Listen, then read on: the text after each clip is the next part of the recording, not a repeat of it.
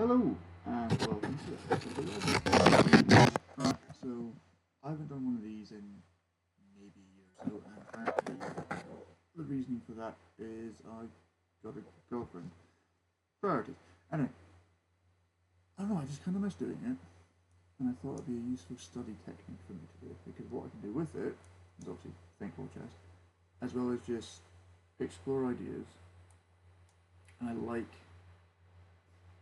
you can call it pressure testing if you want.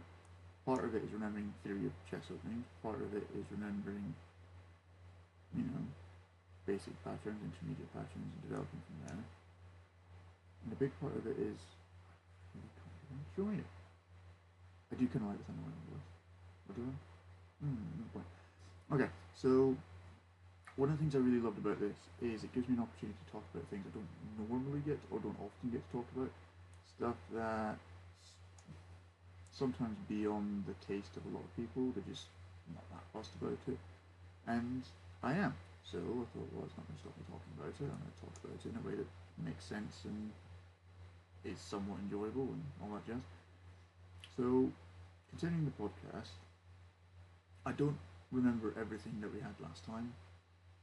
It's possible I'll recover things I did before without the intention of repeating for repeating's sake. I mean, I'm probably going to roll over a lot of things just because if it made sense then and it's still making sense and it's contributing to the things that are making bigger sense, you know, when it makes enough sense and makes making dollars, then it might be worth keeping around. So, where are we? Ideas we went through before.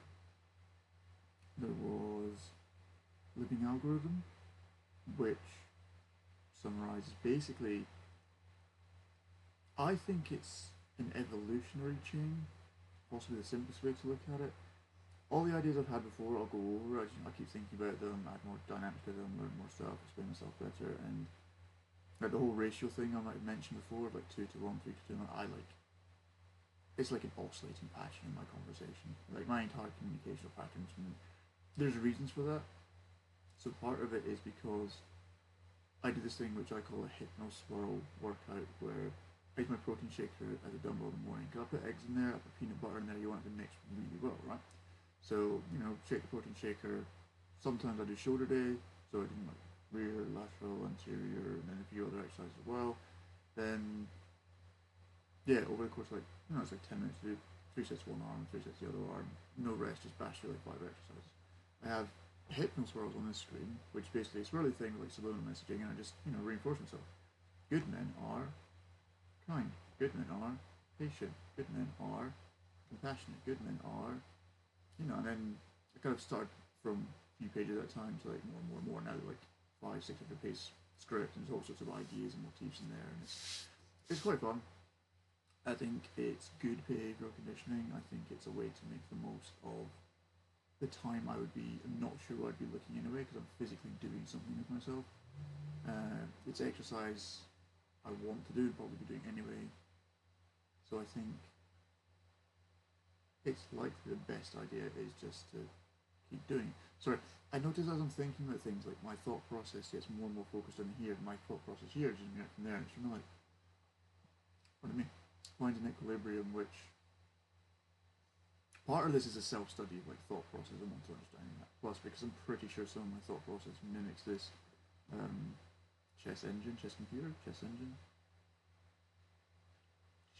style. That for some reason my mind keeps saying do that. Like, no, it's stupid.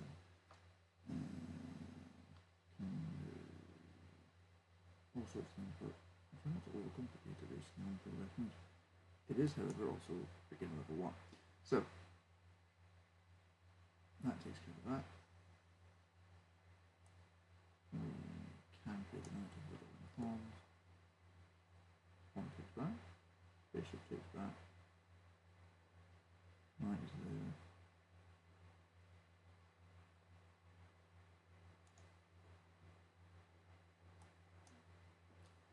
Okay. Living algorithm as evolutionary device. To me, it's the kind of idea that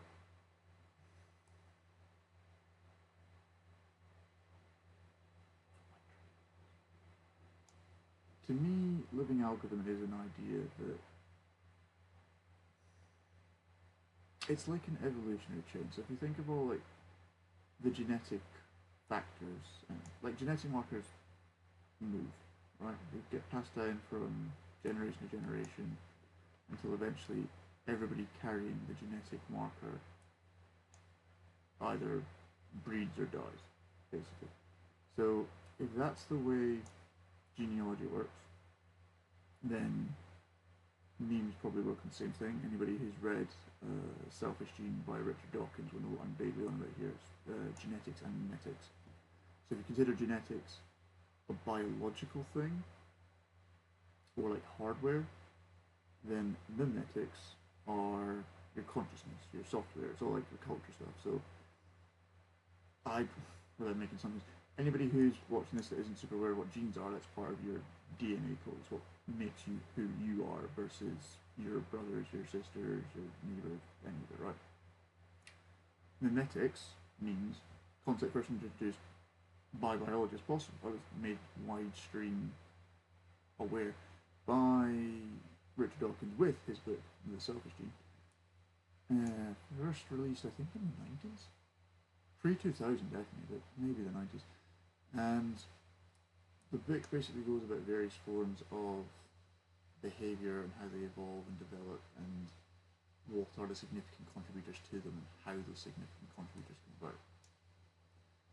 So, if you think,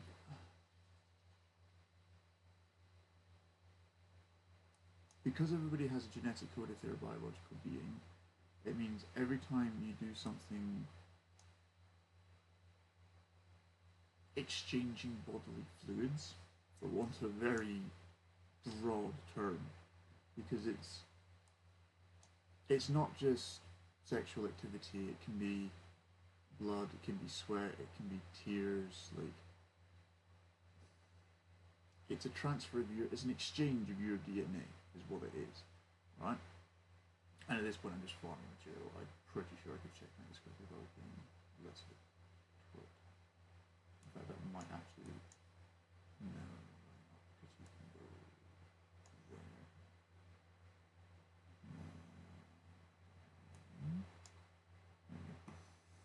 And you also, you know when you like you see something but you're not quite sure where it is and just yeah. Okay.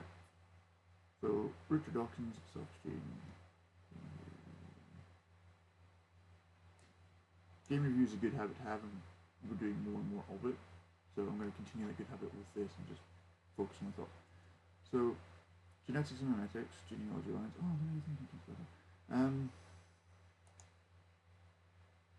I'm curious as to why that's coming to mind first, because I've not scripted this at all. Like it's just a book I've read recently, reread recently, and I think it really helps to explain the living algorithm because it explains how genetic code passes down, passes down, passes down.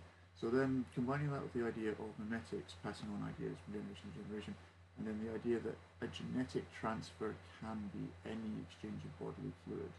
So, I mean, if you spat on somebody, arguably you're gonna, it might be microscopic the amount that they're actually absorbing, but they're absorbing something.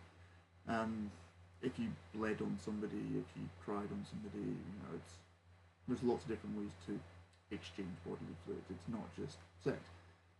So my curiosity with that there is that if on a long enough time span, those contribute to the relationships which improve odds of genetic code being passed on. Because part of the premise of the selfish gene is your genetics are selfish because if you ask a biologist, well, ask certain biologists, meaning life, it's effectively breed because you can perpetuate the species, and anything that doesn't perpetuate the species is detrimental to end goal. So, for instance, oh gee, utter dick, freaking right there. And I was like, nah, I'm just going to think really unnecessarily complicated, and you know. Solar Green didn't register it. That's interesting. Of all the things not to pick up on. This is something I've had in my line of thinking recently, so I'll circle back. Living algorithm, genetic genetics. And it's something I've noticed recently is I had this I guess, aphorism of an idea. Don't trade queens. Just, you know, when you're on the board, don't trade queens. Unless it's absolutely necessary in like stopping a checkmate situation. You know, no need to trade queens. I don't want to trade queens. And part of it was like a personal, a little bit was because of a breakup. It was like a little bit just sort of, you know. And part of it was because I heard Mikhail Tal didn't like trading queens whatsoever, and there's something terrific about Mikhail Tal. There's something about that mind which just loves the game so much. It's that kind of addictive obsession that I don't think you see in many sports people. Especially, I don't know, with chess it's a little harder to quantify or validate simply because they're not quite as chess isn't quite as rock and roll as maybe boxing or football or bigger sport. My point being is that Mikhail Tal's like drinking and smoking. I think to me, it just became part of him in the same way that chess was just how he sees the world. Now, I'm not going to assume anybody's moral view, and I don't mean that in a philosophical, political, or anything like that. I mean it more in the sense of like how you view the world. I mean like what are your senses perceiving, as in like biologically accurate as possible.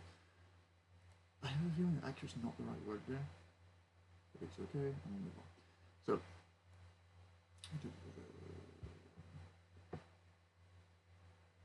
Mikhail Tal just so something about the way I view the world is I don't know. It's just something that some people will like reveal their vices in their manner of speaking without meaning to. Like someone that speaks a lot about body, like, do you want a hand with that? It's like, yeah, it's about a finger's worth, or I really stuck my fist in it that time. Like, there's just kind of something physical to their motivation. Some people like sports and it's just part of the vernacular, but at some point, the memetics which cause those figures of speech to occur, which means there's a reason for them to enter the vernacular and therefore remain in circulation. And obviously, things like genetics as a memetic, there is a survival of the fittest going on, thus creating a living algorithm. So we can actually use those examples right there. Whoever came up with the phrases, do you want a hand of that, about fingers measure, or I really suck my fist in it this time, things like that, whoever came up with them first, because somebody will have said it first, is the beginning of that algorithmic chain. The beginning of that chain of events which have made those figures of speech so commonplace you don't even blink twice when you hear them because it's just, yep. Even if you're a non-native English speaker, I think, sorry, I'm just trying to be like aware. Yeah, even if you're a non-native English speaker, the phrase "do you want a hand with that?" I don't think it's incredibly unobvious to understand. Like maybe putting your foot in it's a bit odd, but like a finger's measure worth for anybody who doesn't know is to measure. Originally, I think alcohol, but you could use it for any liquid. It's literally you've got the glass, you've got your first finger, two finger, and so on. I think that's also where the standardization of the measurement for shots comes from. Don't quote me on that, but it makes sense. Anyway, those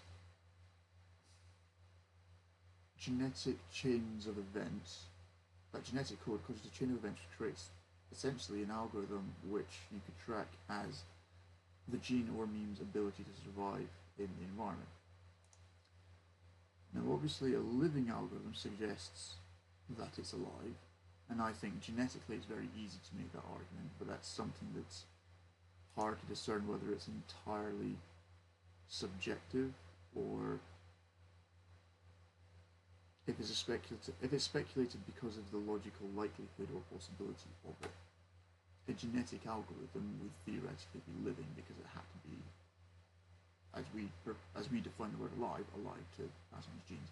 So glossing over the philosophical question of whether or not memes are alive, which possibly we've all heard of meme magic. It's clearly don't underestimate meme magic ever. Sorry, I realise that's a slight change of tone there, but I remember the banner I put on this channel And even if you've only gotten this far into the video and you go no further, read the banner on my channel. If you understand its origin and its context, brilliant. Perfect even. If you don't, let it marinate with you, mull it over, just, it really does. And yeah, memetics a thing. Anywho, genetics, memetics, living algorithm, passing on code. It effectively means that living out, like I remember describing it before, at least in person if not on stream, as like itches and scratches and like, it was this whole weird thing where one day it's a little bit embarrassing to talk about, but basically I used to be a bit of a stoner when I was younger, and my usual sort of thing, I think I've told this story on this channel before, basically for about 3 years, maybe 4 years, I was effectively a 2-a-day stoner. So king size, probably like a 70-30, maybe 60-40 split of weed to tobacco. Because anybody who's smoked the two together knows it tends to burn a lot smoother. I've since then drastically reduced the amount of weed I smoke to the point of taking like year-long tolerance breaks, and even then, like, it's still not quite a thing for me. Like, maybe that's not for now. And yeah, I remember one day, usual guy, usual pickup, shitty ass lemon haze. Anybody who's in the UK that smoked weed more than or picked up their own weed knows lemon haze is the bottom of the bucket you can get. And the usual guy, the usual kind of place I was picking. Literally nothing unusual in my memory about those days whatsoever. At all. Like,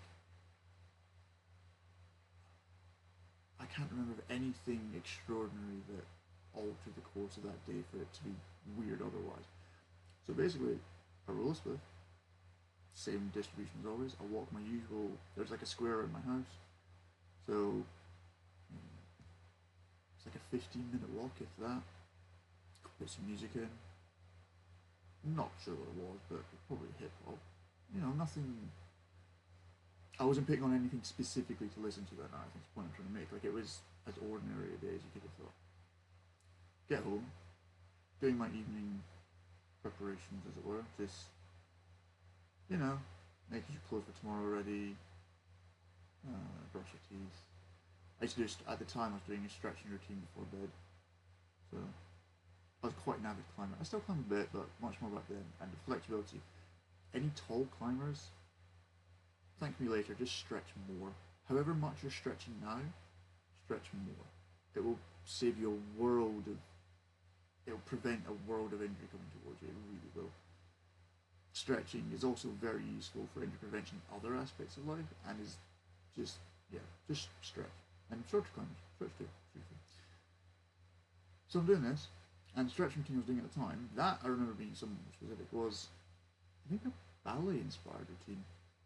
There was a friend of mine who'd done ballet as a kid and had mentioned the various foot positions to me. I was saying, if you held those positions into like a deep full squat, that could probably be quite good for mobility, because hip openness was the thing that I remember being one of the more difficult ones for me to develop. And I think for guys generally, so like ballet stuff, this might be a pill. So put myself on the ballet. I'd even like lay down my rope on the floor to like create the angle so that I can remember. So that's where my foot was like candy and all this like. I kind of got into it, and just, why not? Doing all of that, and all of a sudden, and like I'm standing upright, I've done the first few exercises of it, and all of a sudden, like, I hadn't done hallucinogenics before. I think I'd done coke once, probably. I was told I was drunk at a pint at a music festival when I was 15, which was 8 years before, maybe? 8, 9 years before, several years before I'd maybe taken a pill or two. I don't think so.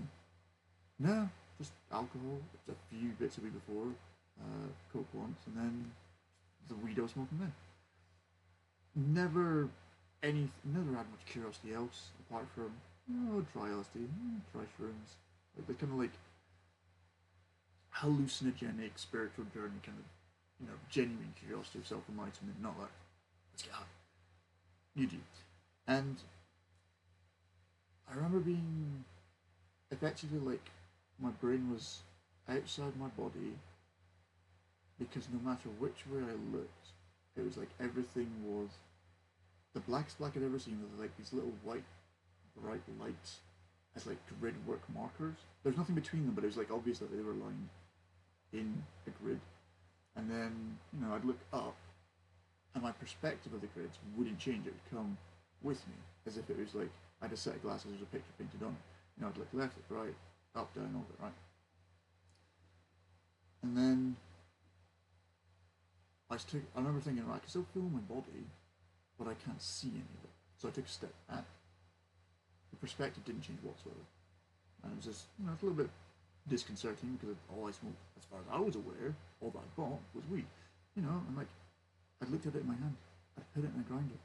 You know, there was nothing visually to indicate there was anything to that wasn't just weed. I didn't smell it. Anyway,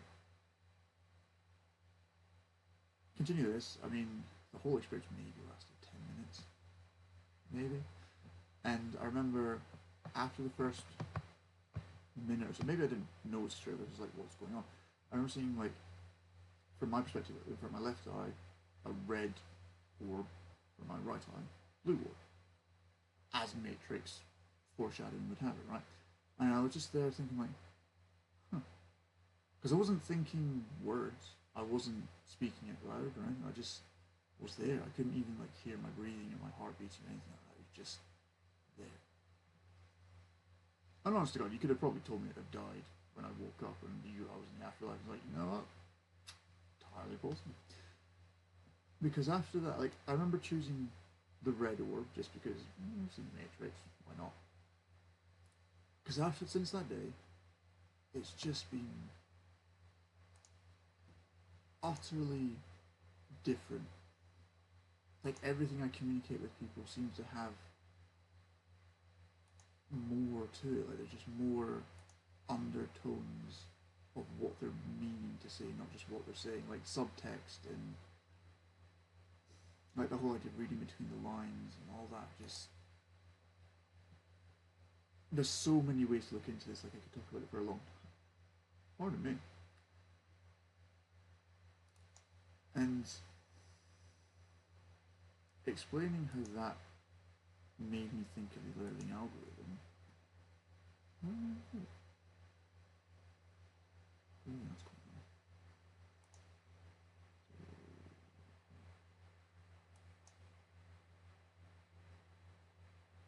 cool. Let's just finish this up. Yeah, I was kind of just having fun here. Estimate one.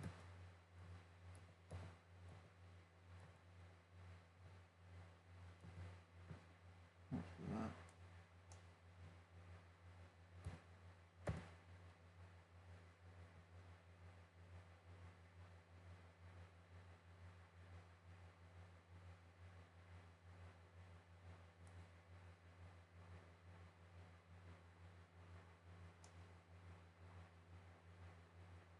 Bishop. Let's see.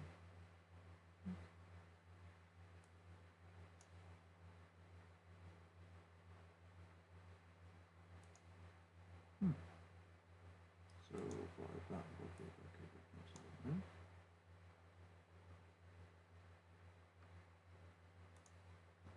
I don't know why that's a better move, but I thought take the bishop. What's the highest material? I'm actually really enjoying this. I think I'm going to make more of a habit of it. Like the low level game thing is just an aside of it. I will level these up as I get through. And the intention is to like start level 1, see how far I go on the ladder and just take it from there. And then, you know, plan as hard as I can, work a few bit, projects, and then, you know, it's like a training cycle. Progressive order. And cool, right. Game review completed. What is that? That's not. That's. graphics. That's again not what I was looking for. Trying to see if I can do this without exiting screen, it's just like a button, but I do. Oh shit, hi.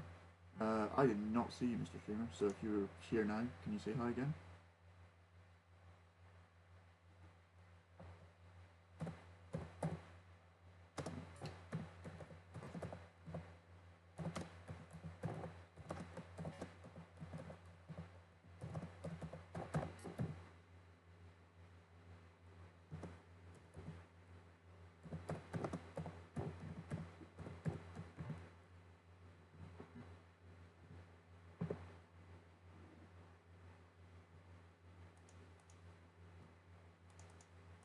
Apparently I'm not logged into Twitch. So, sorry bud, I did write a reply just there, but anyhow. What was I saying? I was saying living algorithm stuff. And let me go back to the chessboard, but that's not the difficult one. So this screen will look slightly ugly. But it's okay because you don't mind. That one, that one.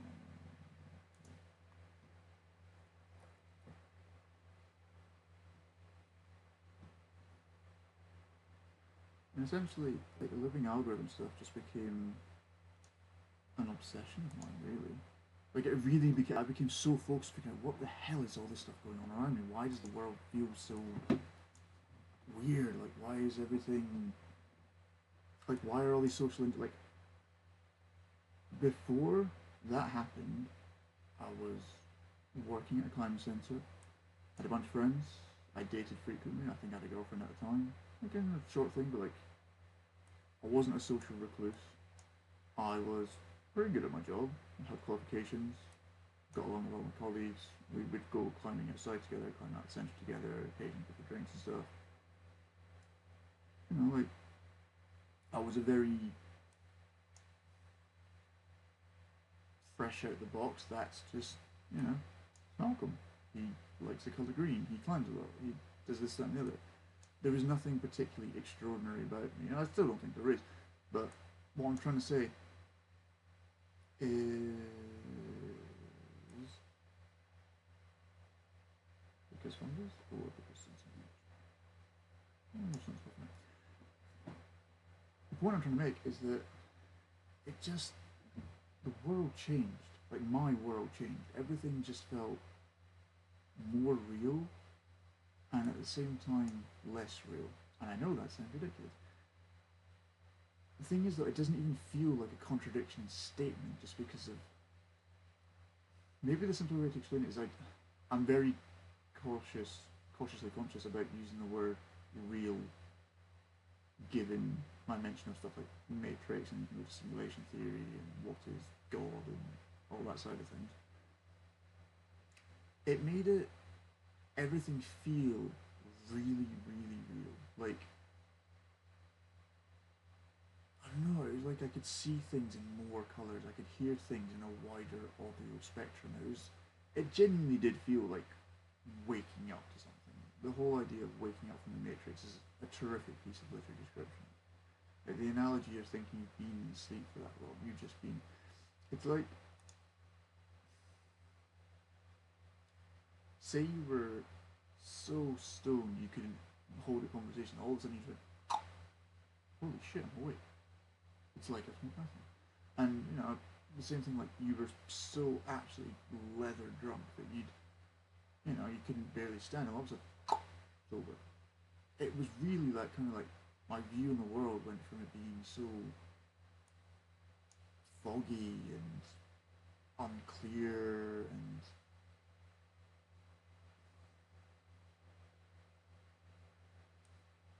apathetic is probably the best word. The amount of apathy I had towards the world was just, cool, fine, whatever. Because there was nothing going on, it was just uneventful.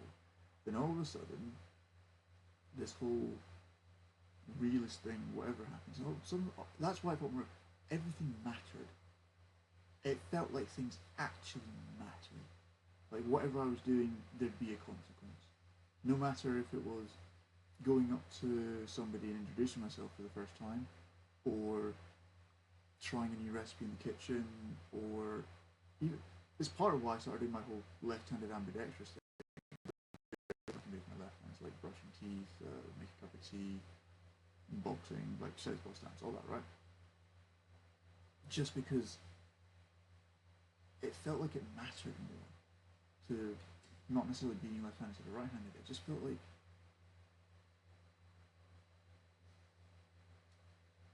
it was a whole new experience, and I wanted to embrace it and enjoy it as much as I could. But it wouldn't, describing it as feeling like a newborn might be an exaggeration, but it really, really was just utterly incredible.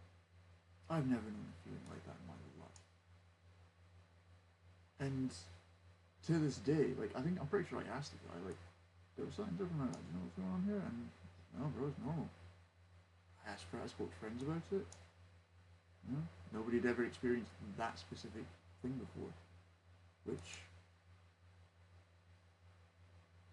yeah, kind of wild. Like, now I see the world in such a different light that it's made it some things really difficult because it's harder to give up about anything now that isn't like directly conducive to my worldview stuff. I think time-wise, we're doing okay. I'm not sure how long this game will take. We might do one more afterwards. I have to be conscious of a few other things to do tonight and dinner and up early for work training. I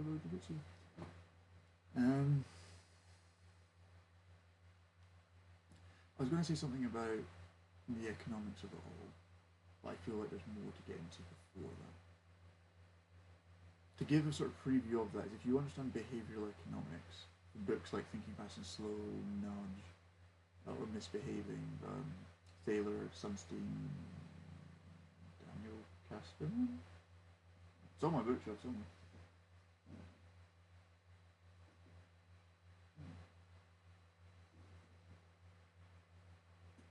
I think it's Kasten. Can't really see it from here. Books like that which talk about how behaviour is just predictable. It can be mapped out. It can be calculated.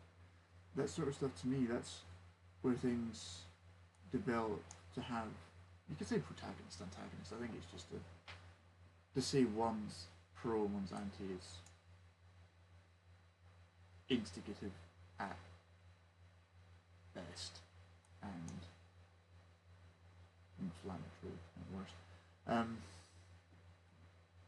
Yeah, if you call the protagonist, for the sake of this discussion, the protagonist is the biological algorithm and the antagonist is the digital algorithm. I have a separate idea of how the AI human life cycle just goes round and round. And from my perspective, I think humans are evolved from whatever Big Bang we speculate to be the reason. Humans create AI, humans perfect AI, AI perfects itself. Something kills off all the humans. Might be natural disaster, might be AI, might be different species. You know, let's not point fingers until we know what actually happens. Oh, the joy of the time traveling perspective. And pardon me.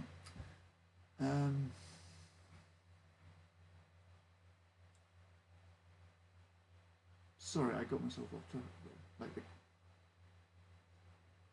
point stands is you can behaviourally condition things. You can reinforce behaviours and modify them to as much as you want. So, in the same sense, you can have a living algorithm, whether it be biological or digital. It will have an influence on events, which means the genetic code, the memetic code, whichever string of information, rather than data, string of information is being passed on, is communicated from, continues to live, eventually influences the culture to such a point that it is effectively culture. Like, there's a genetic culture to the world as much as there's a memetic culture. And, you know, that's, for anybody who doesn't get that straight away, a genetic culture is basically population demographics. That is part of the culture. That is what's caused the culture to be that way. Which, now we're getting into, I don't know, sociology or socioeconomics is something I want to get a bit more into, just to round out a field of knowledge. Basically, all the economic stuff is not straight economics, because macroeconomics are kind of cool, but anyway. Something that I like to think about with the economic stuff, which, you know, it's supposed to be a brief intro, but Thing is, like, without direct feedback, I tend to just go, and this is part of why I do this, is sort of, let myself do that and just express artistically, refine it into more concise and precise conveyance of information, and then I actually get to understand it better, and then you've had the opportunity to understand it, he said, incredibly humbly. Um, yeah, if you think about it numerically, right? Side tangent, but I'll link it together. It's like we're going between two ropes that are going to fork into one. So, living algorithms, biological or digital, intertwined in their. Maybe that's why the spirals are helix, they just intertwine together. Spiral staircase. That's kind of cool. As we're saying, algorithms, living, biological and digital, spiraling, spiraling, spiraling, upwards, upwards, upwards. Sorry, I'm really not sure where I go. Is that quite indigestion? Not the point. That's going on. The economics of it all, because if you consider economics, like physics, like chemistry, like biology, all like formal sciences, like logic and stuff like that's just there. It's not. I mean, you could probably say the same with psychology and sociology, but it's just there. It just is. Okay, you're participating in an economic market, whether you choose to or not, whether you are aware of the matter or not. You are completely being bombarded by economic principles day in and day out through your biological processes, and most people have no idea what's going on. I'd hesitate to say nobody does, but let's not be too extremist or alarmist, it gets the clickbait up and yada yada yada numbers. I do enjoy doing that, it's kind of fun. It's like a third thing. I do this off voice thing in my head, which is nice having someone to talk to that gets me. Yeah, basically you can look at all the biochemicals in your head, everything from your endorphins and neurochemicals to all the stuff that, helps your cardiovascular and respiratory system function, is a product of you, therefore can be thought of as an economic tool. So, it's a product. It's a product your body provides for you. You'd think it's free of charge, but no, you've got to pay calories. And you know how to get calories? You have to spend calories to get calories. Great system, right? Whoever designed this, point stands is to fuel your body to produce the various chemicals that you either want, need, and or require. You have to do things. So you can start considering your internal, like if each individual body has an internalized economy with the various chemical secretion glands being considered mass industry players. Like, bear in mind, this is something like I think about, and I write bits about it, but it's way more intuitive stuff. So pitching it into verbalization. This is the first time ever doing it, so bear with it. And side question, like if you're thinking bear, is it a bear that's been on my mind for far too long? And I genuinely think if you understand that can make a big difference in conversation, especially when it's two guys and a girl or three guys. It's a whole other kettle of fish. He said, this is the thing, right? I'm going to go back into my original tangent of the realest thing ever. Because ever since that moment, stuff that shouldn't have, like, analogical or metaphorical or similar layers, like, they just do now. It's like I see metaphors in everything. And I'm not going to lie, what I was saying beforehand, it was just, I don't think it's family friendly to say, to be quite honest. And it's going to take me on more of a tangent. So as much as I could talk about that and probably link it all together quite beautifully, we're going to summarize it as both were sexual. The bear kind of obviously, the bear less so more obviously. The fish thing, if you understand that part of it all, then you might be deeper into this thing. Now, I'm not saying that I blow it wide open, but we'll see what happens. Anyway, economics. If you think about your endorphins being, for example, I was at the gym earlier, so you work out, body releases hormones, you feel good for it, right? It's meant to be a hunt and reward system. You would expend energy to gather the resources, whether it be food or shelter, building materials, whatever. And as a reward, you get chemicals. Then, as we understand it, evolved as a species, and effectively, more and more chemicals were evolved. Well, that's interesting. Evolutionary chemistry. I mean, God damn it. Evolution, biochemistry. That's the field you want. So, having read next to nothing about evolutionary biochemistry, but I'm sure from context you can all infer what that is, eventually there had to be a point where, in the same manner that a tadpole became a frog, became a man, became an eagle, became... Sorry, I was thinking of the sea all the way to the sky, but basically, once we evolved from apes into cavemen into what we are now, then there must have been evolution of biochemicals along the way.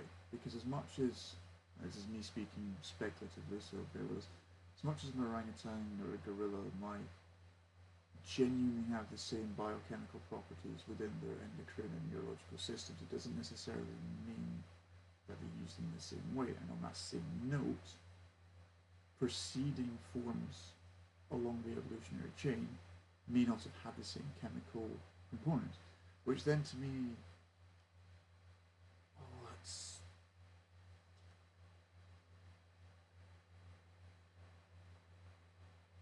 So basically, at what point did chemicals spontaneously produce themselves? And you could almost infer is that genetic and memetic source.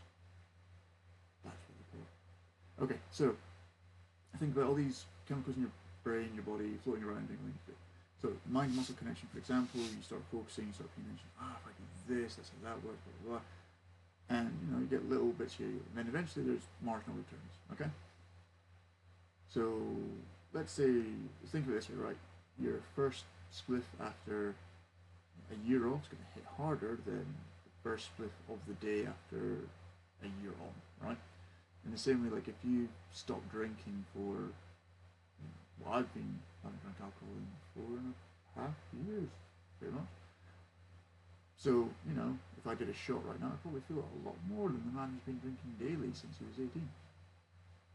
And on that note, so this is another thing with the whole realist thing ever, is like I can hear my own subtext, like my own, I know specifically which person I was thinking of that inspired me to say that, and the tone of my voice changed, and but the real-time awareness that's coming on with this, it's really cool, and it feels like a very worthwhile skill to continue developing, and it's done a lot of favors for me.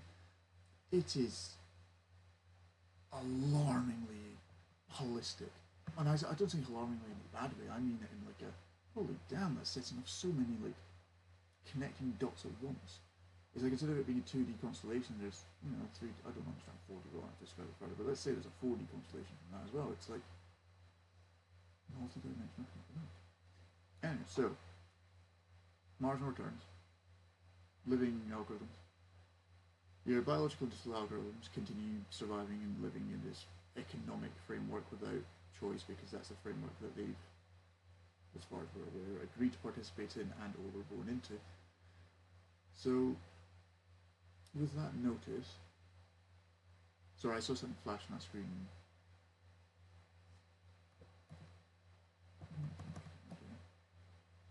Sorry, I brought my hypnoscroll up over the stream late, so I'm not going to be able to see anybody in chat, and it doesn't ping a sound.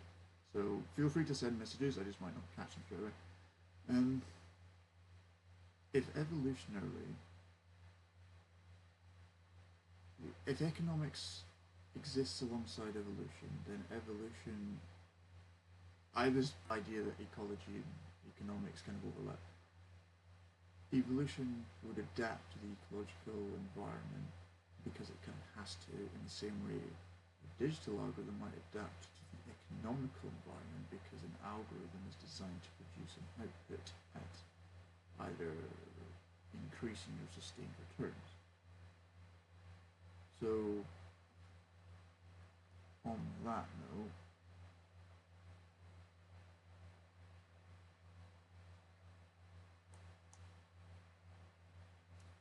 there must have been a time when the best business move for with a specific gene to make. Oh, that's since with the hit swirl, there's a little more lag on my screen. I don't know if you see it on your screen well. Return to place. Remove it. Well, we thought about moving queen from page 7 to B7. C7, sorry. So we're gonna put that there for a minute. Not G7. Calm your hand. Calm your face. Relax thy bosom.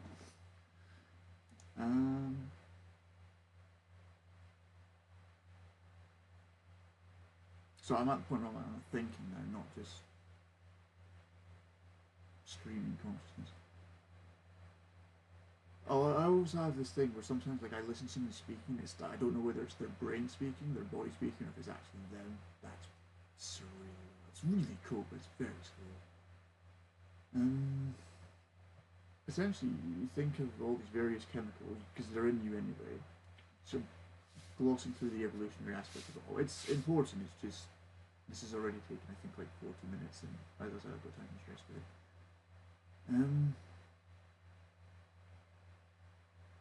You can imagine.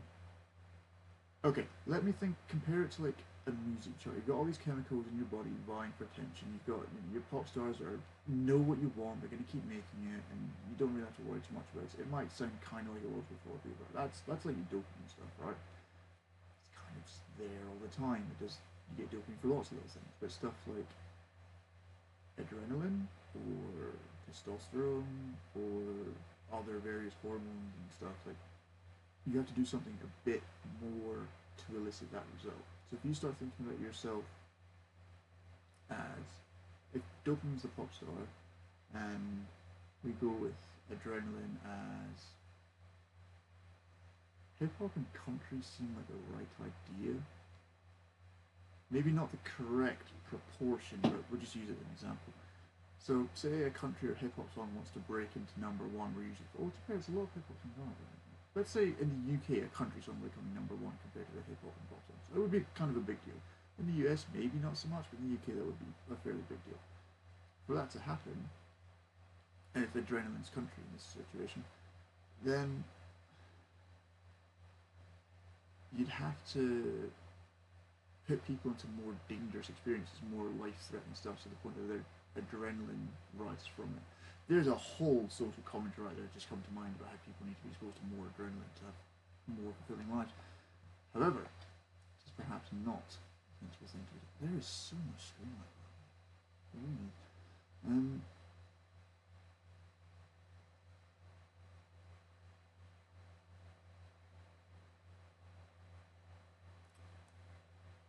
Look and see what we do. Oh, you utter tit now. You're asleep is what you are.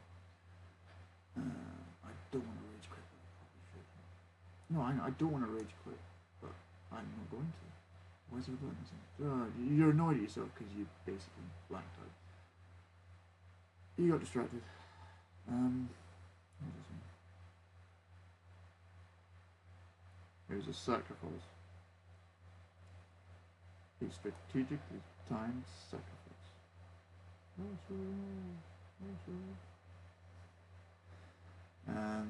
Laughing, crying, Malcolm, laughing, crying.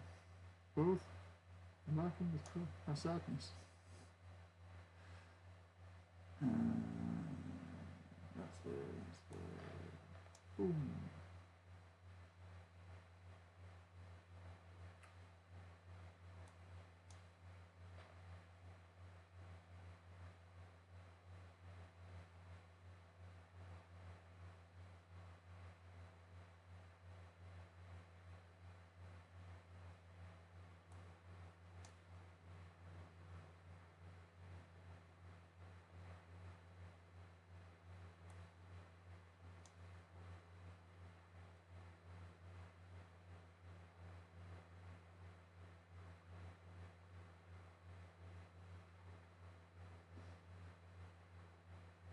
This is the tricky thing, right? Because I'm thinking so much that my chest is going to shit as a result of it. I have a lot of chest.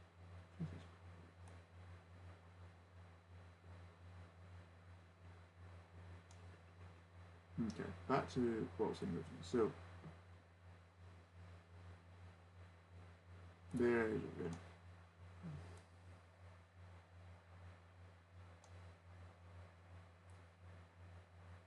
Beautiful. Right, left, up, down, down, up, left, right, down, up. What about this? Bishop captures the rook. Sacks the knight. Really? That's all even for you, computer.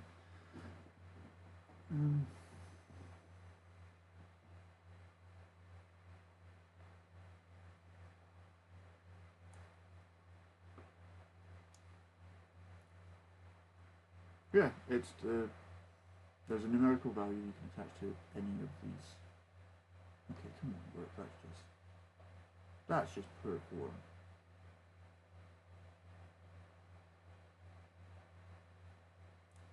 If you assign numerical values to all the various chemicals in your body, which you can, because that's a fundamental process of medicine is to assign numerical values to things, then you can effectively figure out which things, activities, which companies, which environments produce the most of chemicals A, B, or C for you.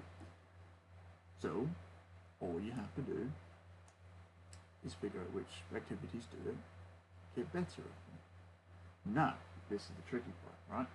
Because let's say, for example, you're maxing out your serotonin gains, your dopamine gains, oxytocin gains, all this. Like you're happy with it. You don't want any more. Anything beyond this is a deliberate manifestation of willpower to see if it's possible rather than to fill a gap, right? Kind of where I am philosophically. If you hadn't noticed, a bit of the philosophy going on today.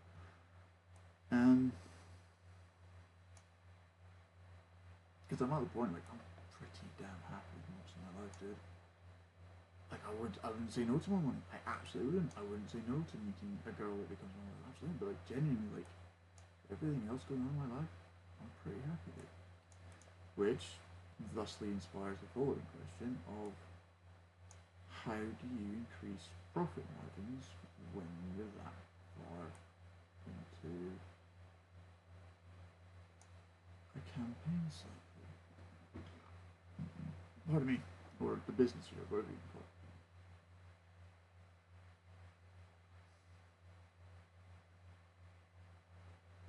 Life specific military claims.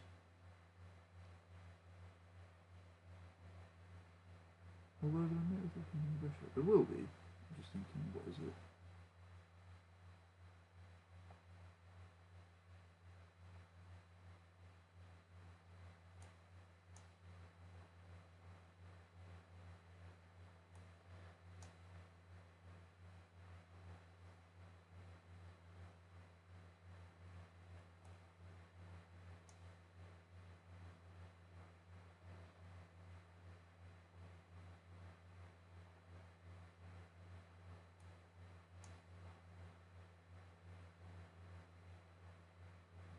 I like promoting pawns. This is the whole thing I was saying about Nakhal earlier on. It's like trading the queens when you're having girl issues is just such promoting. I either thought that I like promoting pawns, preferably to queens, but you know what's necessary. Promoting pawns just feels like the moral thing to do. I know it's chess, and often you got to do what the best move is, actually win and get the checkmate. But like in these situations, it might have been faster just to promote the pawn. And it probably is. So that's what we're going to do. Is that go space? I don't know. Don't you hate it when you accidentally draw? It's just. I've got some much better at avoiding it now. To the point where like I consciously make an effort with it. It's just frustrating. That's probably better to net it a little bit. And then that's there, that's there, that's there, that's open.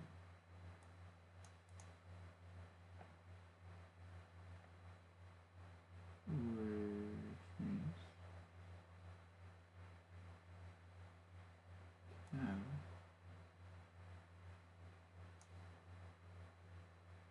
okay. Might be prettier to bring queen from h8 to f6 instead. the aesthetics of chess to me are like my own personal algorithm for winning it. I know I've gotten slightly off topic from what I was saying earlier. This is as much like an entertainment thing as it is anything else. Like it's an art, a science, and a sport. It's developing. So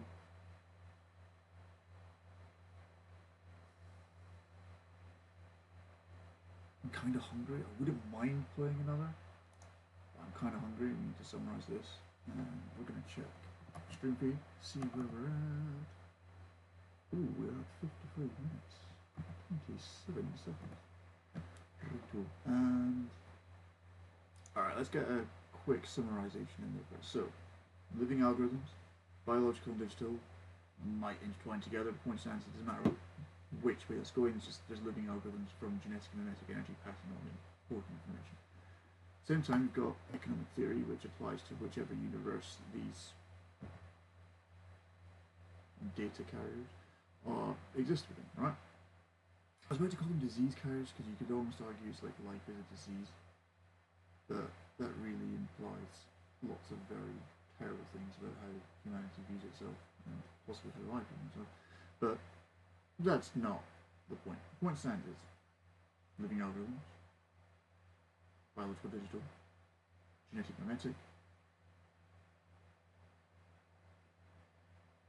economic theory. Economic theory, so you got like behavioral economics, but socioeconomics, all that. Well, I'm trying to, and it's really helpful for understanding. But I think if you get into like core economic theory and you understand how these algorithms are evolving and continuing to produce more and more of these hormones and neurochemicals and other biochemicals, just chemicals for a broad term here, right? That evolutionary chemistry eventually creates a world where we've got what we have today, and there'll be whatever is, as far as we understand the concept of tomorrow. It might be there. We hope so. He looked to the window. Yeah. Sorry, I've just seen the little white map down here, which I'm not sure if you can see my mouse without lagging, but like, as we were, that's what's motivating me to play a third, isn't it? And basically, evolutionary chemistry has created more chemicals, which means the economic space, industry, market probably, the market in which these products are being introduced into is technically expanding because the species is expanding. However, at the same time, the customer base, or consumer base, I should say in this case, that's a whole other time. The customer base. Customers and consumers are different. Consumer uses the product, customer buys the product. For non-marketing people, that's a very important distinction to make. So, with that in mind, the evolutionary chemistry produces more players in the game, as well as making the players more complicated. So it brings more products to market, more technologically advanced products to market, more sophisticated products to market. In the same way, a jiu-jitsu player with a brown belt is more likely to bring advanced technique to a role than a blue belt is. In the same way, so I'm going through these various analogies to help like solidify the concept in my mind. It's like, is that diversification?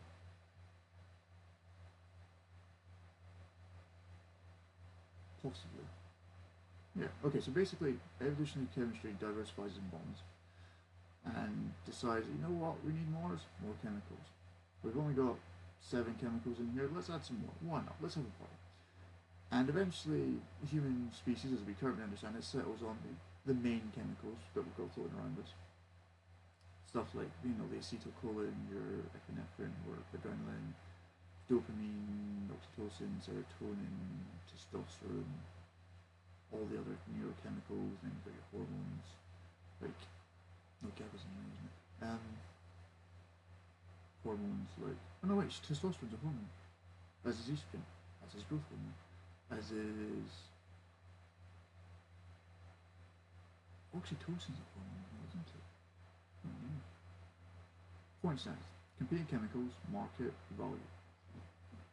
The value of these various things is subject to the individual. So, for instance, my chemicals are going to, my chemical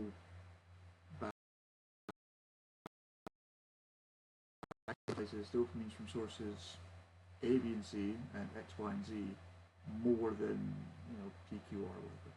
So, if let's say I bring a friend in here and he chats, I don't know, about the stuff we're talking about right now, it's likely I'm going to produce more chemicals of specific, maybe more serotonin chemical.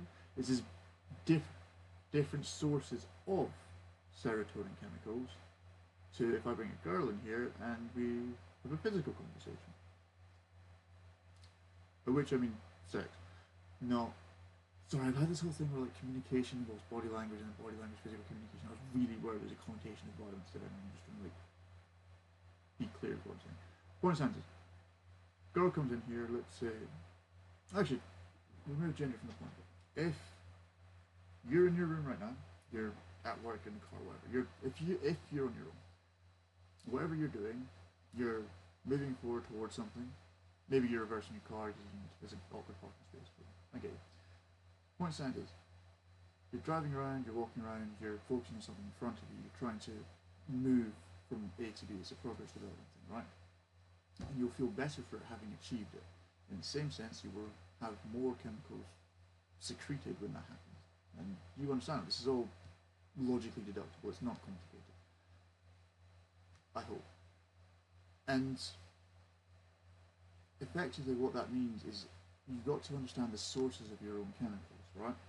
So a biological algorithm's chemical sources are going to differ from a digital algorithm's fuel sources and or biochemical equivalents. I mean, fuel is going to be the thing, which as far as I understand is just electricity. And if all they need is electricity, it makes the matrix a lot more realistic, isn't it? Holy damn! The machines in the Matrix aren't computers, they're the people that live like machines to get all the work done, and as you become more efficient, instead of becoming so, well, this is the weird thing, added up with drugs and more violence and whatnot, like the drugs and violence are productivity. Like, it's like when you meet someone that's really bent on, like, really into, like, self-improvement and develop, like, I'm kind of like that sometimes, and that's not a bad thing, you should be okay with it. The girl the other day told me I was an arsehole for it. Not my problem. She was fat. She was, alright? She's the sort of person going out, getting drunk, chatting shit about self-improvers, and was clearly not doing much to improve her own life. But that's neither here nor there, and frankly, it's a personal attack. It's not the kind of channel I want to have. It's not the kind of person I want to be. I don't like spreading hateful shit. Like, just because I disagree means I disagree, doesn't mean I have to chat shit about it. Anyway, her chemical sourcing is probably different from my chemical sourcing because we're different people. So, let's say she prioritizes different chemicals to what I do, or at least her sources are different to me. So, it could be entirely that, for example, I don't really eat fast food. I occasionally, I mean like once in 2 months, maybe less frequently, have a Popeyes and order a pizza either from Domino's or Papa John's.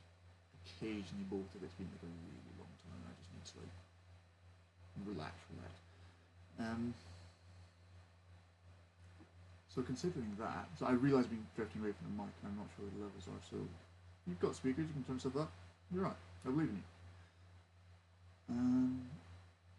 Effectively, let's say my fuel-sourced chemicals come from my diet, primarily stuff like chicken, eggs, tuna, salmon, beef, pasta, bread, lots of vegetables.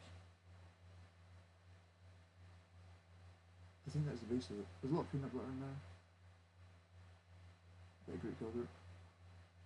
Anyway, that's the main point of it. Somebody who is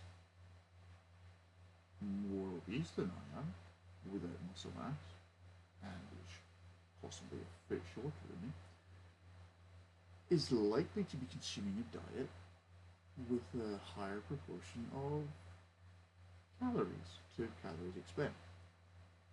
which means, you know, even if she's eating perfectly healthy, the same foods as I am, she's eating way more of it, which means her source of happiness comes from eating, which means she might be comfort eating, she might be stress eating, it might be the same thing. The point stands is, eating has become a source of comfort to her to such a point that she is eating beyond her necessary threshold, and this is speculative. The person I'm referring to is just the person I work in a bar.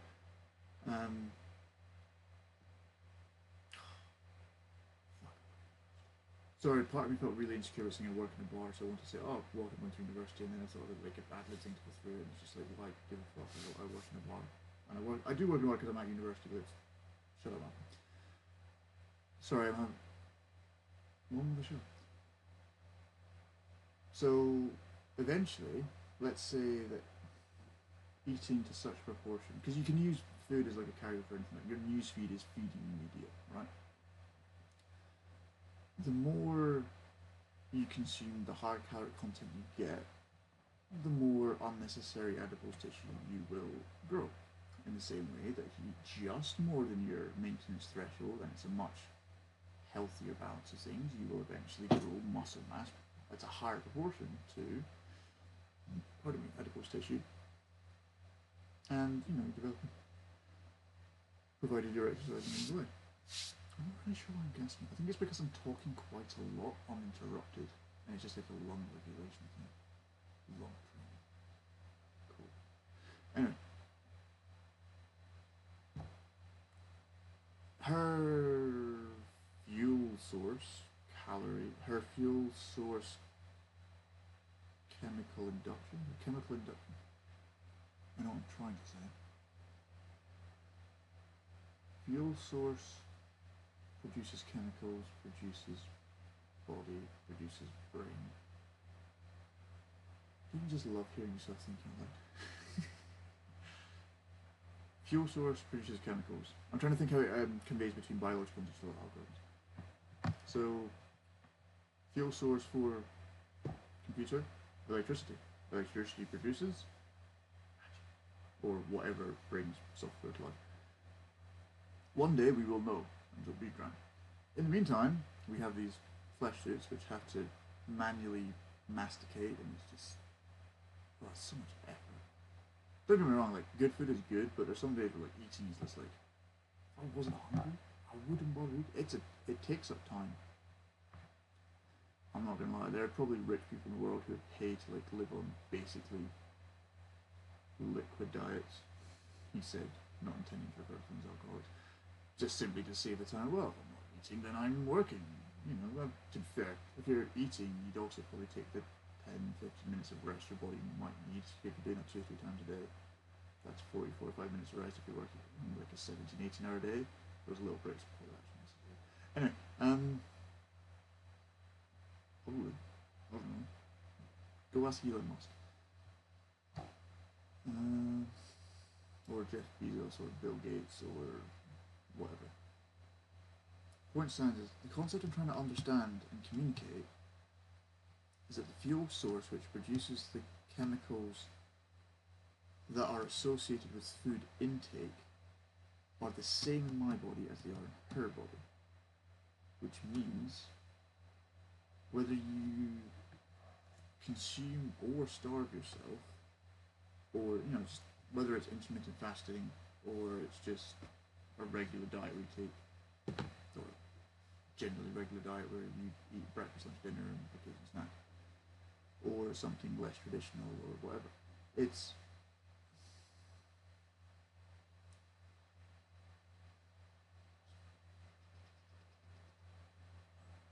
saturation. Effectively, the chemical saturates, right? So you've probably heard of the term dopamine saturation. You can get that from food as well. The tricky thing is with food is you can keep going and you get bigger, and you keep going and you get bigger. Okay, so now convey that idea not just genetically but memetically, right? So you're consuming all that crap on the internet. Your brain is developing the equivalency of adipose tissue. It makes your brain fat. It doesn't make you dumb. It makes your brain fat. It makes it slower. It makes it weaker. It makes it harder for it to do things. And it kind of makes you dumber. Fuel is important. And I don't know, maybe I think part of me heard in my brain like a subtextual double speak of me speaking about my girlfriend for like a brief sentence. I was like, I can kind of feel why I'm speaking about that woman in the bar now because it's a whole. Maybe it's projection, maybe it's just me not dealing with it terrifically. Point standards. Chemicals in your brain have value. There's a hierarchy. Some of the chemicals are more important in your brain than other chemicals because of biological necessity. Some of them, proportionally to you, feel more important because of circumstances. Maybe you're raised in a home where you didn't feel you were loved enough, so your threshold for oxytocin is different to a quote-unquote normal human being. So combine that with biological and digital algorithms. They both consume fuel to produce their definition of life. Then, with that in mind, sorry, that lag is getting to me now. I need to stop that. I'll go back in a minute, but for now, just see what that does. There's that. That's way smoother. Yeah, we can be defensive and not good as well as we can. I have this thing where I don't worry too much about the excellence. If anything's good or worse, I'll improve that because that's the obviously worst stuff. Because excellence are often so close to the best. It's like, yeah. So at this level, I need to get rid of all the pale, shitty. What would you call that?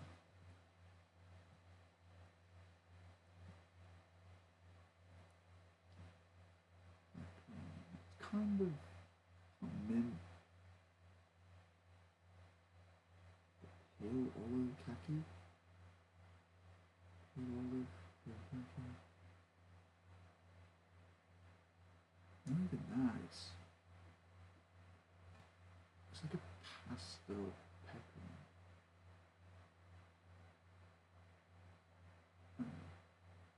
For instance, that shade of green or the yellows and oranges and reds not because to make it this mistake system. It's the patterns I'm recognizing for it. Yeah. Okay, now I feel cerebrally tired. I know I could have said mentally, but I'm just in a vocabulary kind of mood. Okay, so if 112. Ooh, brain workout. Yeah, if I'm feel myself being mentally tired at, let's call that 113, because I'm going to keep going for it further anyway, but I felt tired at 112. I can feel like secret. It might be caffeine. No, I don't. Generally, I don't. It's been past week. I've been having a coffee a day. Just I don't know. It's just because I like the flavor. It's nice weather.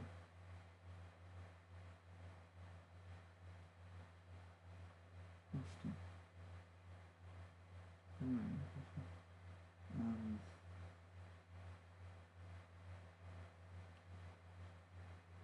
Yeah. So if you've been taking notes, thank you. You can summarize this for me later. What I was trying to say was, I've had this whole wave of always point somewhere, like a weird, like, I don't know, like a mental health wave.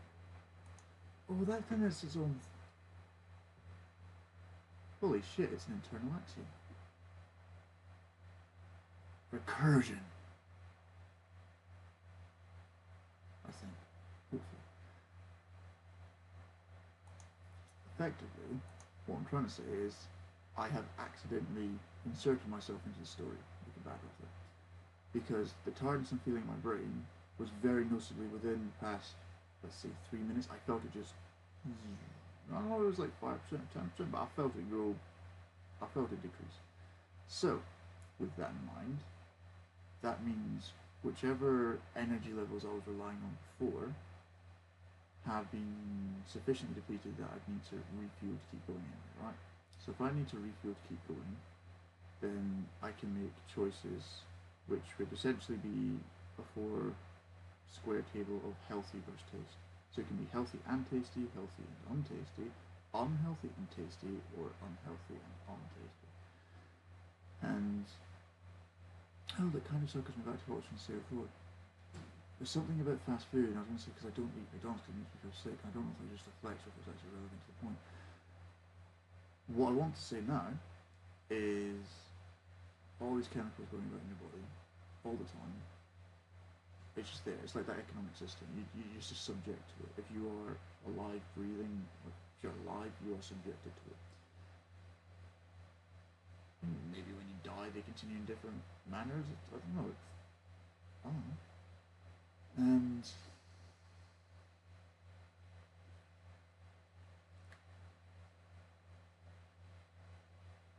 yeah, because I can feel my brain like kind of second winding.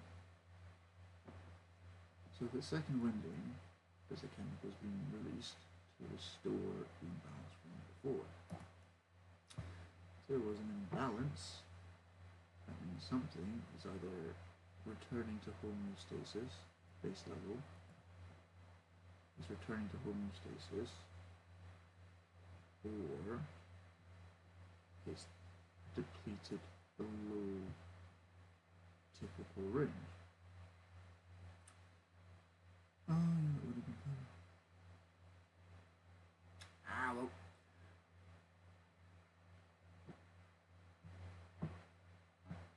I've got an interest in the chest now.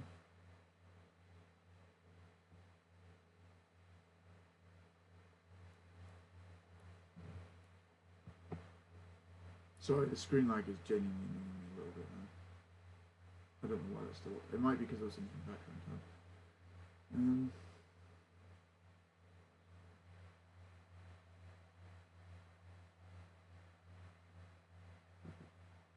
I'll tell you what I might do for the third game is just play the third game and go with it and just chill and not chat too much to the camera if that's right with you guys. I swear to God, if you say no in the chat, I will.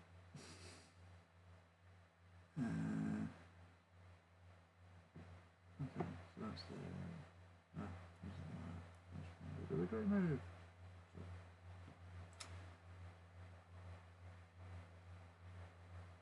Biological, digital, from living algorithms, genetic, memetic, fuel sources, economic world. Which means, if we're all subject to economic principles, then there's profits. Which means that basically, like chemical saturation is profit. The question is, can you maintain the profit margin?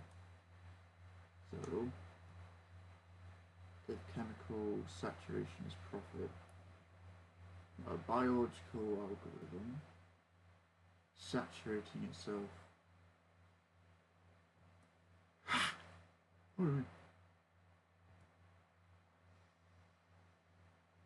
could be likened. It's kind of like the addiction pathway, because eventually it become like an addiction. Oh well, you could argue life's an addiction. And if addiction's disease, then life is a disease. So I think I might just distract myself. It does happen.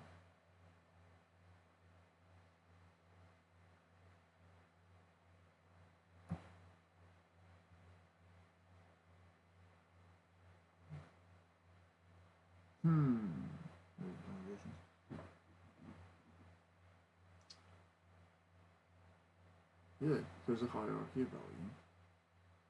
Chemical saturation profit. So then there's likely an established hierarchy, or at least a relatively stable hierarchy of chemicals within your body that dictate what you need at any one time to function. So therefore your behaviours can reinforce those or modify them. So let's say for instance you didn't exercise for 10 years and you did exercise for 10 years. By the end of the second decade you're going to be feeling much better about yourself physically and probably have a much higher propensity for exercising and a lower threshold for excuses because you know the hard work pays off. So whatever your body has learnt will elicit the chemicals, it will continue to do that until you take control of your body, or you take control of your brain or mind, or it's up to you, man. You got to do it yourself. That was really done, man. What was the best move? Huh? What? Oh, it wasn't trading him? Yep. Yep. Right, okay. So, with that in mind, chemical hierarchy. I'm going to write down evolutionary chemistry. Oh, no, I should remind. Probably remember that. Evolutionary chemistry. This might interrupt your viewing and or listening experience very, very briefly, but I feel to not make a note of this when I very easily could would be just irresponsibly done.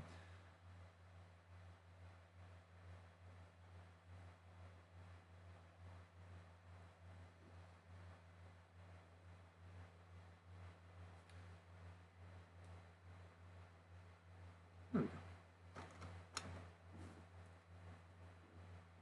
Now, you can't see it on screen, but my desk is basically chess set, chess set, chess set, book, notepad, notepad, notepad, book, book, book, book, notepad, plant, plant, which you can't see from screen, but it's just there. Some studio kit, water, water, water, and then trinkets, I guess you call it. Guitar picks, pen knives, coins. I'm not sure why I'm describing my room sheets. I don't know how interesting you find it. I mean, for all I know, there's a very, very intelligent artificial intelligence which has gotten into the back of my head and stuff. So we can figure out how Malcolm just configured and we can learn more about him to make our advertising campaigns more accurate. He said, not abusable at all. Alright, you know when they say thinking hard work? Maybe that's what it is. Maybe I just need more brain games. Because part of, actually that'd be a great reason to continue doing this, right? That'd be a terrific reason to continue doing the podcast, just brain games, just talk to yourself. Plus, your inner narrative, for all positive, I'm just going to speak to myself here, you can listen if you want. Framing positively, right? So basically, I'm speaking to myself on this. One, I can exercise my conversational ability and have a little bit of rapport, a bit of fun, social skills, that kind of thing. And thinking, getting better at piecing things together. Yeah, that was a weird move. I don't know something like that. Thinking until eventually the ideas that are kind of making sense or like floating in the chemical method before being distinctly defined as sequence, whatever, then I can get better at understanding the ideas in my head as well as challenging my own logic, and I also like playing chess. And at these simple levels, it's nice to have something to sort of focus on, just because if I look at the camera, I'll feel, it's just kind of there. It's like making eye contact with somebody. Like for me, eye contact is for friends and business. It's such a annoyingly effective tool. Eye contact is one of those annoyingly effective pieces of social behaviour which to me, it just feels unnecessary. Like if I'm listening to someone, I'll make more eye contact with them. I'm listening to them, like active listening stuff. When I'm speaking to you, if I'm making eye contact while I'm speaking, I'm not paying attention to what I'm thinking about because I'm focusing on you. And that's neither here nor there. That's just, yeah, what a weird one, isn't it?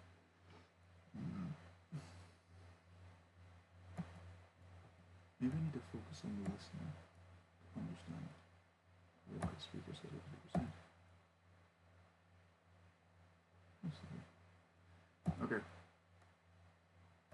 I think we've done our best thinking today.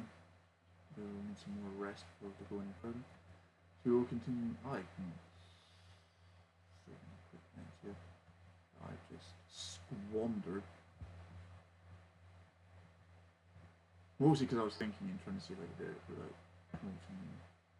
But you can also, like, in real time, probably by the quality of the chess, see the. I mean, I'm not an expert. Maybe when you guys are. You can see the quality of the chess as declining slightly as I'm getting more and more time. Incorrect news. This is why we correct good news, right?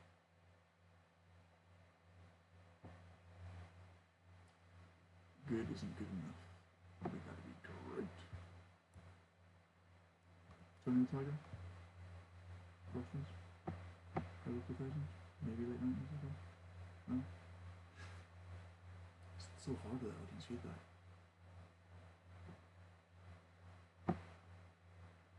Yeah, it's kind of curiosity. I wonder if this is what, like, the chemicals in my brain have allowed me to, like, speak like this normally. Allow me to, you know, vocalize this entire broadcast. I wonder, oh, that's a very nice, if the same actions are being taken every day and they're just, like, I'm less enthusiastic about it, and, like, the little ad-libs and stuff you hear me speaking are the results of chemical reactions that are happening anyway, I just don't vocalize them, like physical tics, like why you're itching your elbow or brushing your hair or scratching your nose, right? It's that's interesting.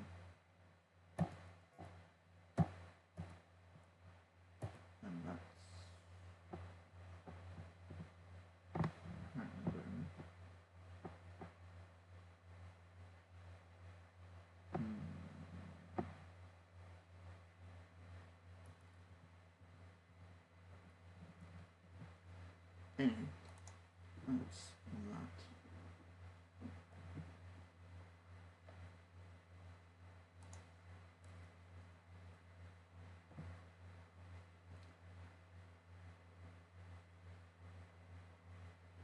that.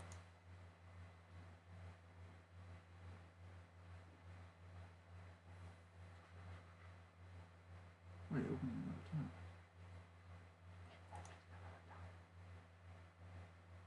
Well, that is hopeful. So that might, I think it's because I've got a few tabs open. And I thought, oh, before, it hasn't caused any issue before, and frankly, I mean, I could just reopen my screen, but like, I know it's the Hypnoswirl tabs, and I know I'm not technically using them all, but I like having them there.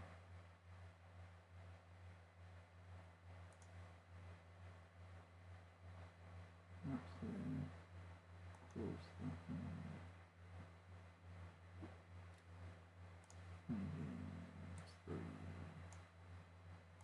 Okay, so I'm going to speak a lot less during this game. I'm just going to focus on getting through the gameplay, not wandering, and then I'm definitely, yeah, it's taking like an hour longer than I wanted it to.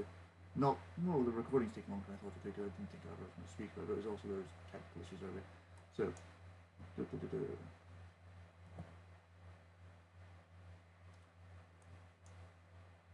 yeah, I find it interesting.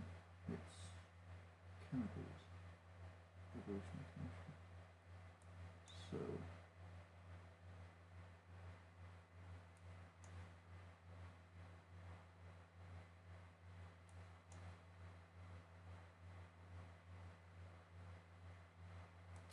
I'm quite enjoying martial arts, combat sport for everyone to call them.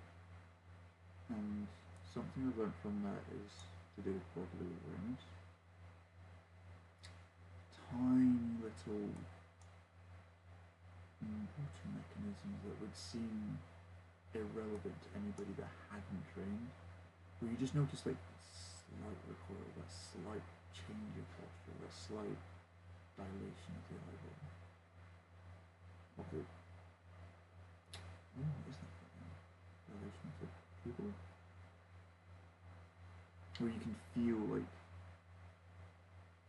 you can feel the fear, or you can feel the adrenaline, or, you know, whatever it is you happen to feel as a result.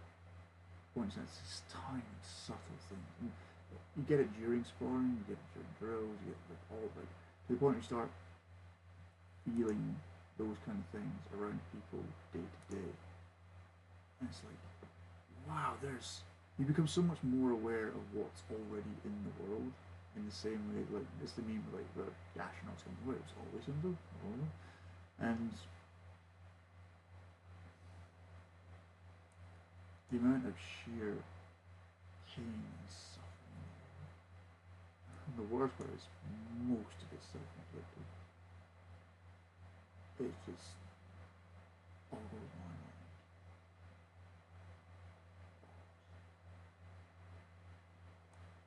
And it doesn't help it get anything.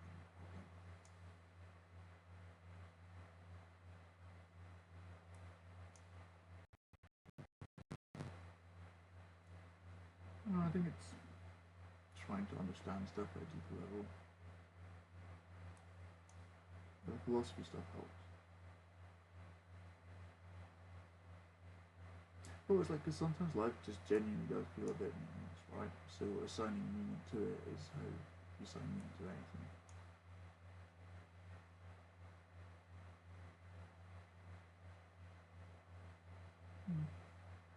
Holy shit, I'm actually having a conversation with Jesse.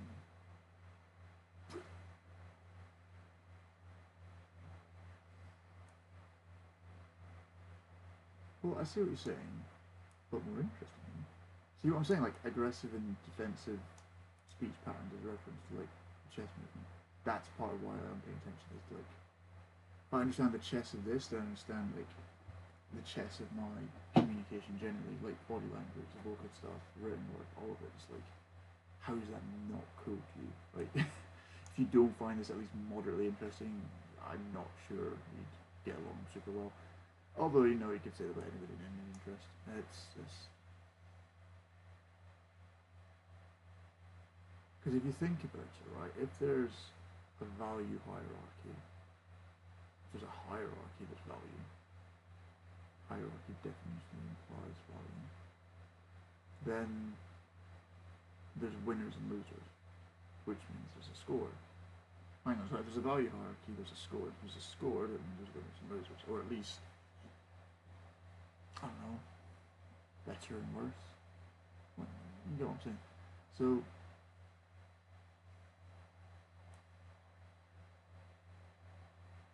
well, that means there's genetically there's definitely many ways to win that lottery. Memetically, it's a whole other question. But there is probably a correct memetic lottery. That's so cool.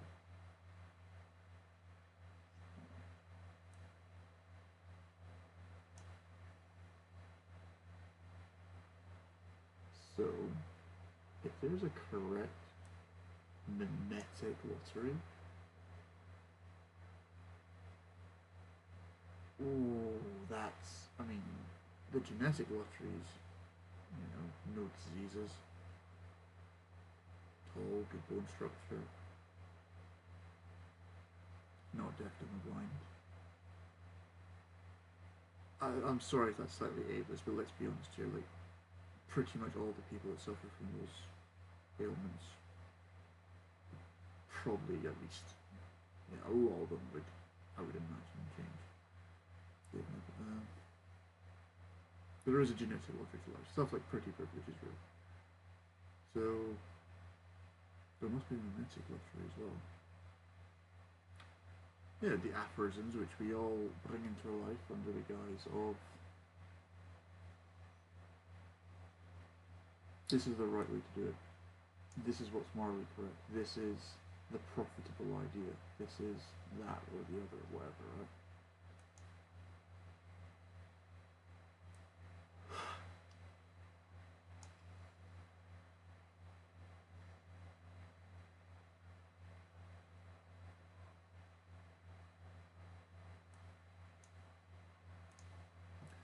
And that's basically what I've been trying to figure out. What is the memetic lottery? What are the winning phrases? How do I get the most of the chemicals that I want? How do I win this shit? So, I figured out if you're basically it comes into studying, training, working. That's probably a simpler way to explain this all, but or better or more concise way, but you know, stick with me anyway.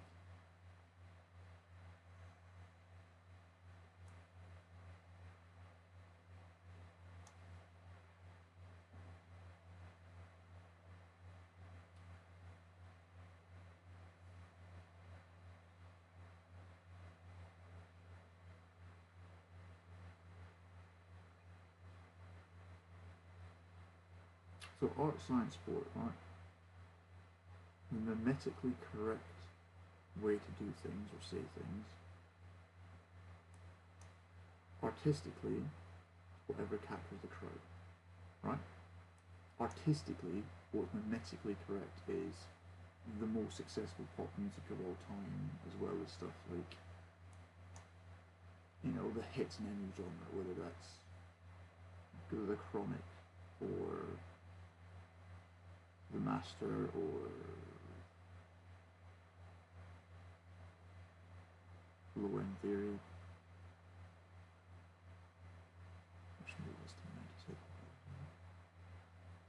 Or to go, oh, honestly, most of Zach Bryan's albums. Yeah, I'm a fan of him. I feel this is linking back to that earlier idea. Point stands is memetically correct stuff artistically is you tell people what they want to hear. Doesn't matter how scientifically accurate or sportingly accurate it is, artistically, there's no right or wrong. There's just popular demand.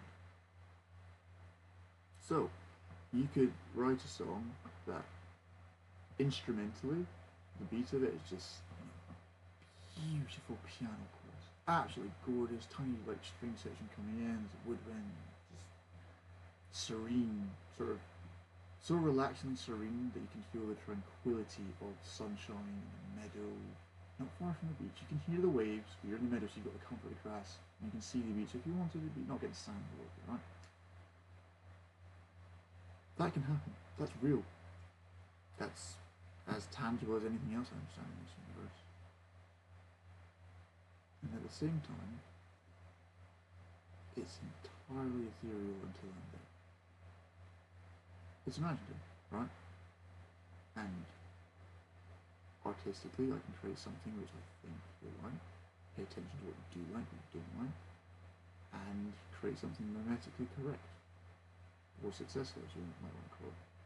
To be scientifically correct, you know, you edit yourself, you test the, okay, we know that people like music in measures of 4. They also like simple chord progressions, generally 4s all the time.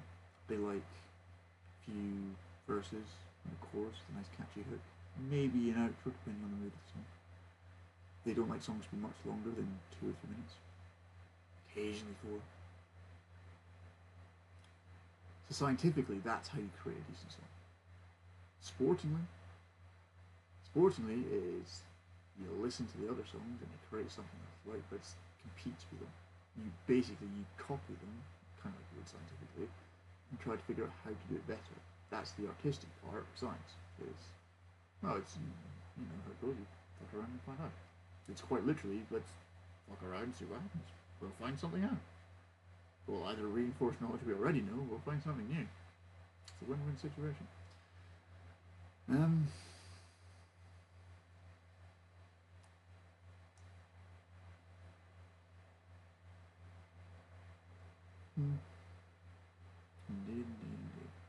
Okay.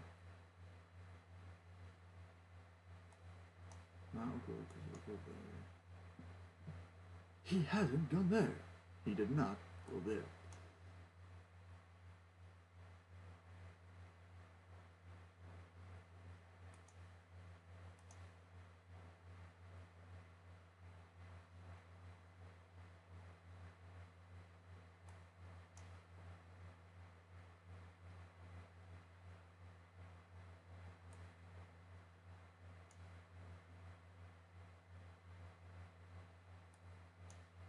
There we go. Yeah. There's genetically correct thing, there's memetically correct thing. Kind of. It's not the same as political correctness. Although it kind of is. Cool. Alright, well I hope you enjoyed today. I'm going to... No, we'll go through game reviews online. I haven't got anything in the oven just yet, and I know I'm going to do it anyway. And well, if you've stuck with us this far, you might say, "Oh, I made it bad." Let's create this as a team. So, thank you for listening, everybody. It's been really fun. I genuinely enjoyed myself, and I hope you did as well. The big things I hope you take from today are stuff that, like, basically an algorithm is a principle, a recipe is a principle of how things are made, right? So there's a way all humans were made, there's a way all... Ooh, that's... Yep.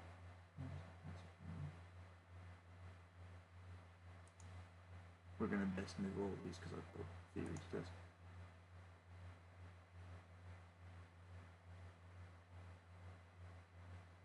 Hopefully it doesn't take too long now. Yeah, so basically algorithms can be algorithms, whether they're digital, whether they're biological or digital. Digital, it's emerging, you know, for the singularity. You say, I'm going to say effectively or essentially.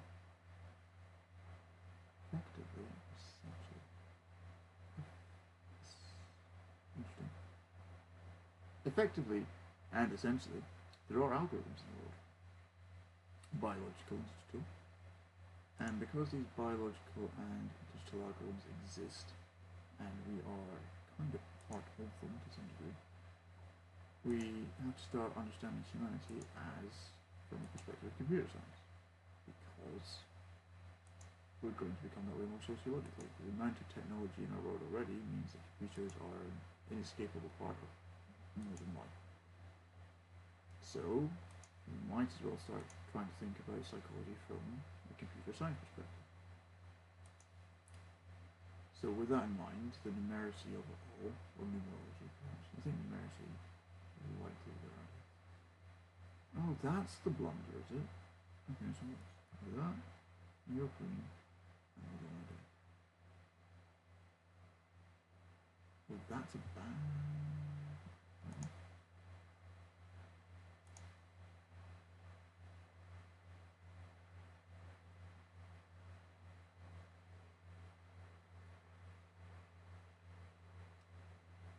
Because even if the pawn takes, the queen checks, queen defends, and that's basically it.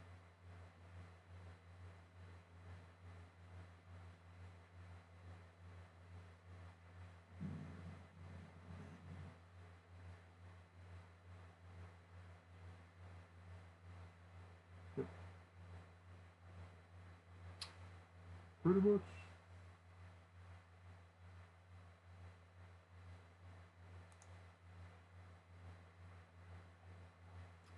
So all the algorithms that go around, algorithms in economics, that's the big thing to think about, is the economic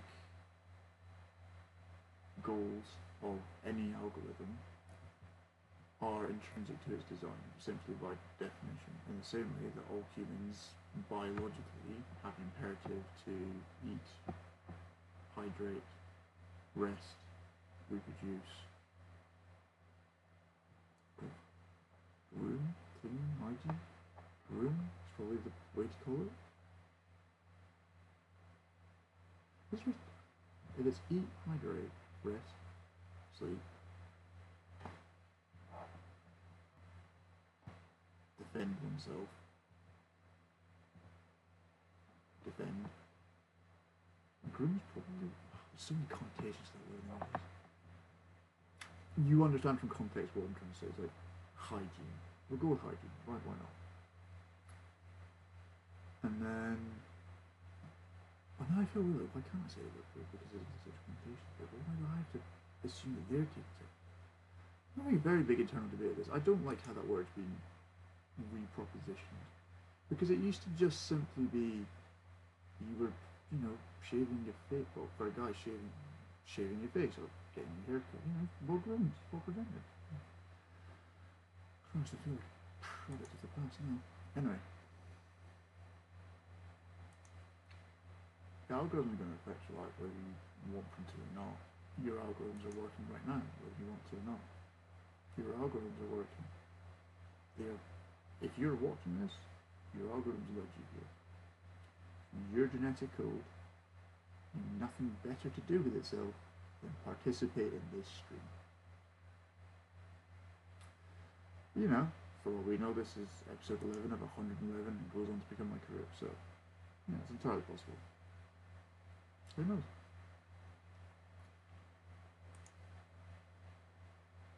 Yeah, I just think it's kind of cool. Like the economic principle of understanding how more chemicals are in your brain, the more competition there is for the limelight or to define the market leader. This is part of like I'm studying marketing at uni, so understand like putting biochemistry terms into marketing lingo, like translating between anybody watching this, if you're having a tricky time when you're studying, like translate between metaphors. They're not always perfect, but they do help a lot with trying to understand concepts. Because if you've got someone to study with and you can both agree on it, then you have something to work from. If you have a third study partner and you can all three agree on whichever allegory is working, then float with it. Because honest to God, it makes such a big difference when you're new to a topic. Same with making friends, frankly. If you've got two or three people that are, or one or two, if you've got anybody willing to listen to you, float the idea around, translate topics, do your best to, you know, talk about them in a way from with your words, and then talk about you with their words. Socialising is not that hard. Daunting. I'll grant you that. It can be daunting. Walk up to people, talk to them. Eventually, you can start making friends, whether you want to or not. That's the side effect of approaching people. Every stranger is a friend waiting to you. And every friend is an enemy waiting to you. Every enemy continues the cycle. It's just...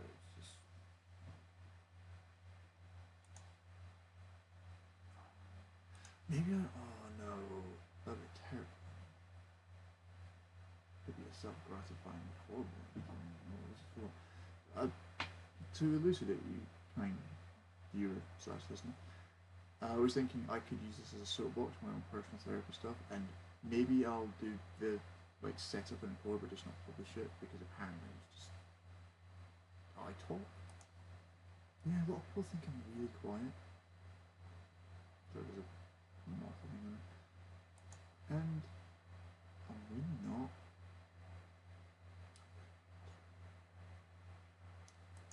I mean, it's the thing is when you've got something good to talk about, why the hell wouldn't you talk about the cool thing, right? And I like talking about these topics. I have fun talking about these topics. I'm good at conversation. Oh, sorry. Now, biggest issues in my life are all surfacing. One is the whole girlfriend thing. Two is one of my best friends and I were closer when I was a little bit younger, and it's because we stopped having things to talk about. And I came to a realization earlier today that we almost always talk about stuff in the past or like really shallow stuff, and it's just like, oh, it's making me sad that we're not as close as we used to. Because I feel like I put more effort into the relationship than him, but let's not get off topic, okay? And I'm not going to name him because he's an anonymous stream. Ish. He does a bloody good job at being a friend. Right? I'm not going to stop being friends with him. Maybe the dynamic of the relationship changed slightly, and to be fair, there was a slight dip and we come back, and it's all good. And I'm just going to continue. Like, he supported me through some really, really fucking difficult stuff, which a lot of people wouldn't have had the time for. They simply wouldn't have the patience for it. And yeah, I don't know. It's just knowing that we were closer. This whole last 9 years has been a bit tricky. Just knowing that we were closer and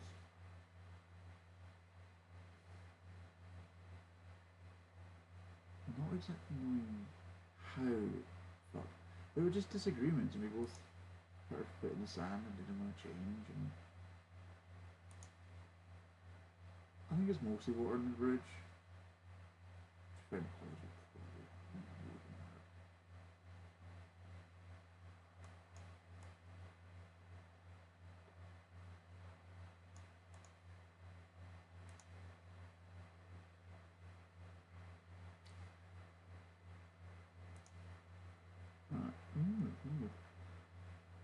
Marco was quite creative, wasn't he? Even the bombs are different. Oh, that's the pawn and knight crossing. So it's part of chess, man. You got to start looking for all these patterns that like look aesthetically interesting, and like, your brain will start thinking of the math of like the pattern that I recognise is how the night's covering here, the pond's covering here, so it's like a three-piece structure, like going diagonally.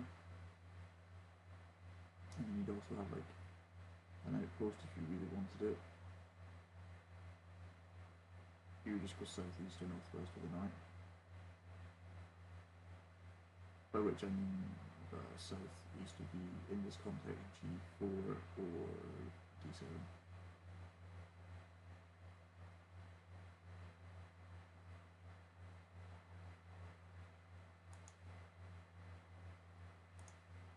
Yeah, brain fatigue is a thing.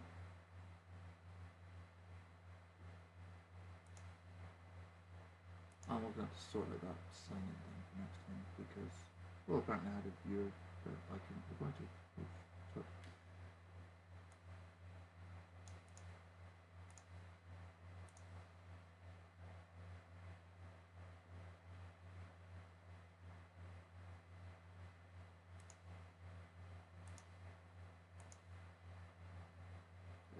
Right.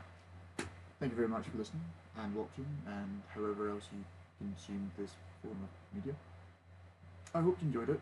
If you have any questions, please leave them in the comments with any requests, conundrums, queries, questions, thoughts, feelings, ideas, dreams, hopes, aspirations, ambitions. I like aspirations as a word because of the polysemy of it, the word I like. It's like, you can get like a double entendre or like double speak and like polysemy is apparently the French word for this. Aspirations. Just keep breathing, bro. Sometimes it's all you can hope for. And without further ado, good night and